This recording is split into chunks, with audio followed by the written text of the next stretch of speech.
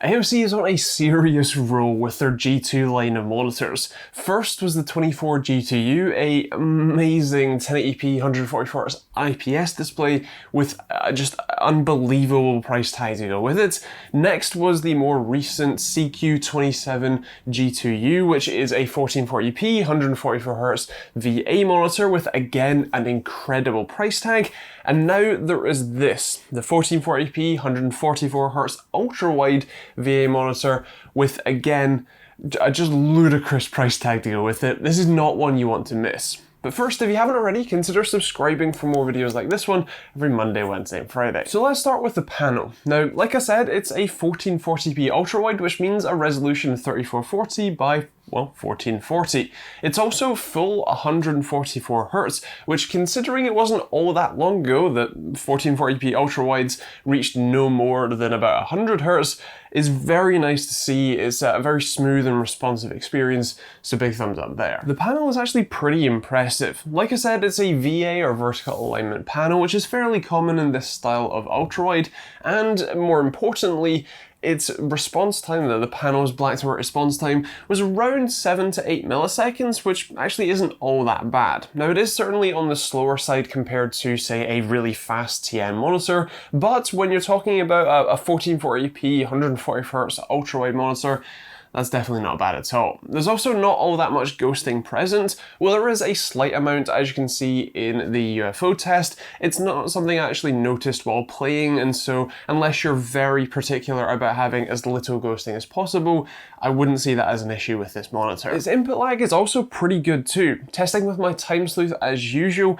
that reported anywhere between 11 and 12 milliseconds of input lag, which is actually pretty decent for this style and especially the size of monitor. Of course, the input lag varies depending on what part of the screen you're reading from. I normally read from the center, as that's obviously where your center of vision is generally looking, and is also a good average between the 3 or 4 milliseconds at the top and the 18 down at the bottom. Now, actually playing games on it felt incredibly smooth and responsive, along with being very nice and crisp thanks to it being 1440p.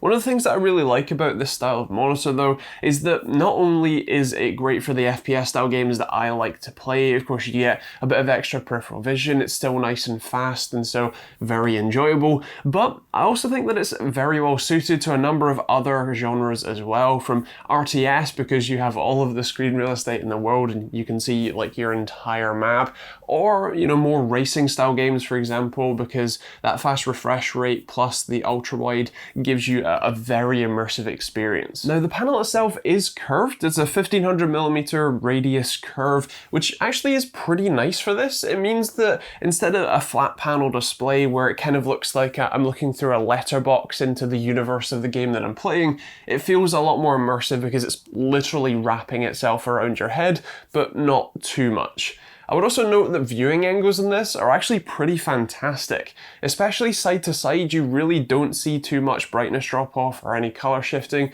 and even from the bottom as well, it's remarkably impressive. It means that if you did want to use this as a, content watching display, maybe from your bed looking up at your desk or whatever, that's certainly a decent option. What makes this monitor even more impressive than it already is, and yes, I know I've already said that a few times, is the colors that this can display. Now, you'd think that because this is a gaming monitor with 1440p ultra-wide VA, that's not exactly the spec that you would go for if you want a nice color accurate display, but impressively this thing still is. Now, using my Spider X and Datacolor's own software, it reported somewhere in the range of actually well over 100% of the sRGB spectrum, also 84% of the Adobe RGB spectrum, and 89% of the DCI-P3 spectrum, which again is incredibly impressive. It means if you wanted to, say, use this for a bit of light video or photo editing while you're not gaming on your monitor or on your PC,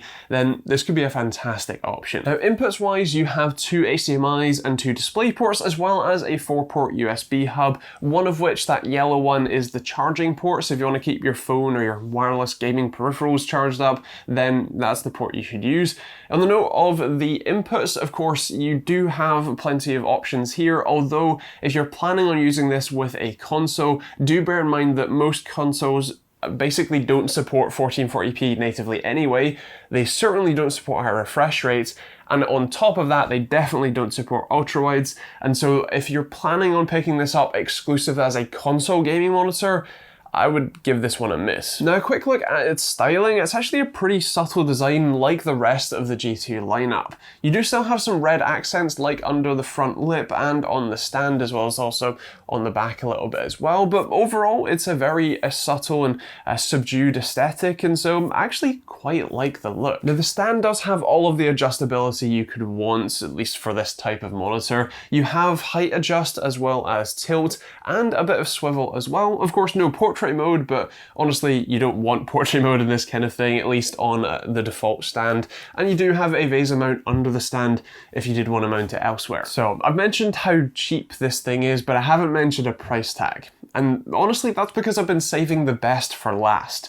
This monitor, bearing in mind just to clarify, is a 1440p 144Hz ultra wide with great colors and a fully adjustable stand and all that good stuff, and FreeSync support as well. This monitor costs £450. That just blew me away when I checked at the price when I saw it, because it wasn't all that long ago that even AOC's own ultrawides cost in excess of £800 to £900, closing in on over £1,000 for 1440p high refresh rate ones.